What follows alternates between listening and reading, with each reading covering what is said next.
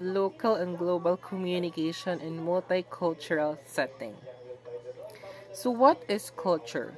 Culture is a set of learned behaviors shared by a group of people through interaction. So, meaning set of learned behaviors, it is studied by a group of people through the power of interaction. So that is culture. Next is what is intercultural communication? It refers to the communication between from people from two different cultures. For example, a Filipino and a American. So that is an example of intercultural communication between two different cultures. Intercultural communication is a symbolic, interpretive, transactional, contextual process in which people from different cultures create shared meanings to each other. Communication problems often occur when there is a lack of understanding about how certain cultures work. That is intercultural communication between two different cultures. So we have challenges of intercultural communication. This is usual in every culture. It is has become a widespread notion that speakers' use of different languages results in intercultural miscommunication and misunderstanding because of lack of education or studying. We need to be educated about English because English is our international language, but some Filipinos cannot understand or cannot comprehend even write a simple English. So that is one of the challenges of intercultural communication, which is miscommunication or misunderstanding in both cultures. That is my example between Filipino and an American language or culture. So next is communication aids and strategies using tools of technology. This is very interesting, no, because we are going to tackle the different tools of technology, especially right now that our technology is being high tech due to innovative ideas of different creators also of technology. What is communication aids? Communication aids are also referred to as AAC devices. ACC refers to augmentative and alternative communication, which is defined to as huge range of techniques which support or replace spoken communication. So the purpose of communication aids is to replace the spoken communication or verbal communication or what we call the oral communication.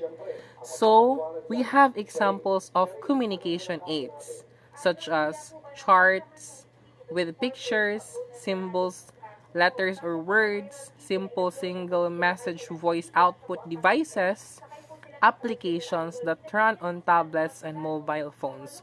So those are the examples of communication aids that we can use in order to replace spoken communication.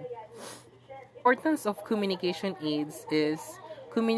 aids help people in a way that people with limited or no speech can use communication aids to communicate their needs, preferences, and ideas and interact socially and functionally in education or work settings. So that is the importance of communication aids. So let's tackle communication for work purposes. We all know that communication in work is very important in order for us to be an effective and, of course, productive employee in our work.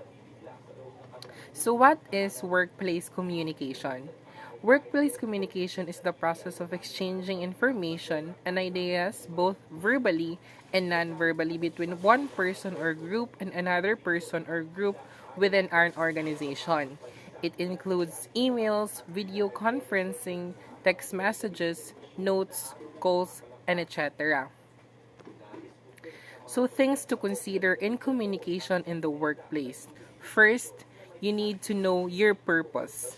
I am writing to create a record, to request or provide information, or to persuade. Because you are in the workplace, you need to define your purpose in order to achieve your goals in your workplace. What I am trying to say.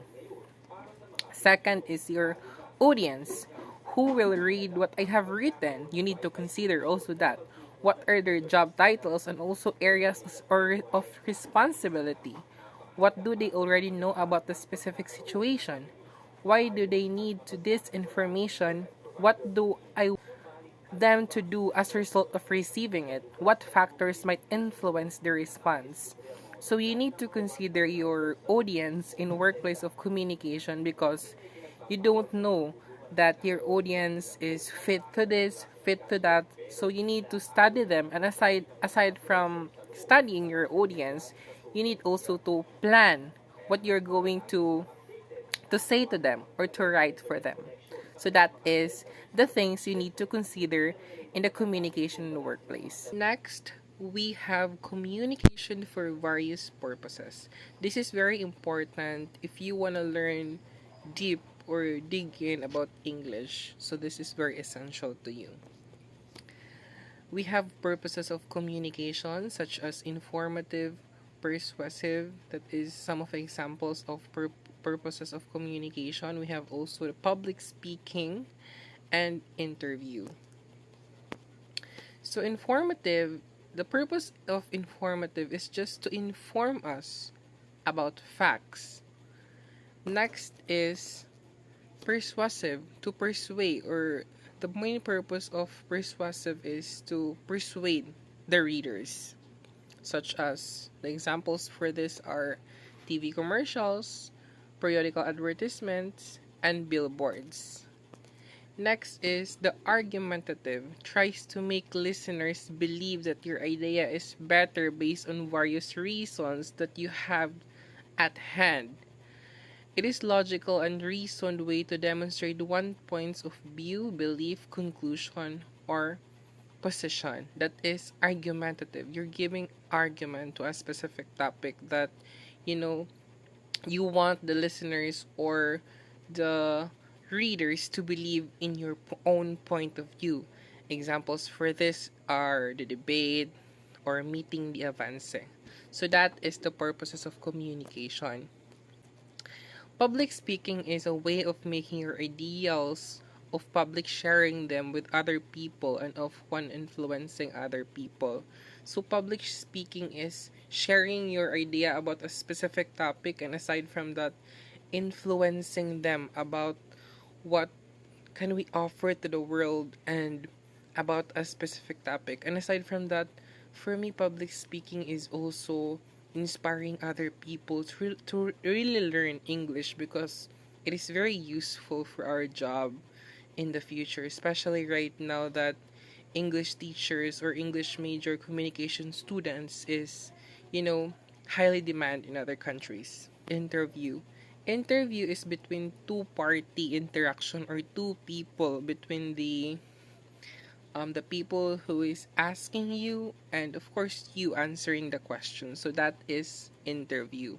Interview also is very close to my heart since I graduated UMS education and right now I am a communication student in USTP Villanueva. So interview is very usual as a communication student, and aside from that it builds also our communication skills to be better and of course to be effective. So that is interview. Next, we have also here evaluating messages and images in different types of text reflecting different culture. So what is evaluating or evaluation? Evaluation can be conceived as a dynamic process which aims to analyze behaviors, attitude, performances, and achievements related to a series of objectives set a priori. Sometimes also every one of us also evaluating ourselves if we are doing better, what's our achievements, what's our performances, what's our attitude in that specific situation in order for us to be, of course, to be aware of what's our doing. That is evaluation. Message. A message can be non-verbal or verbal. It is the content of communication process. Of course, message cannot be processed or cannot be relayed to others without the essence of non-verbal or verbal communication. So that is message.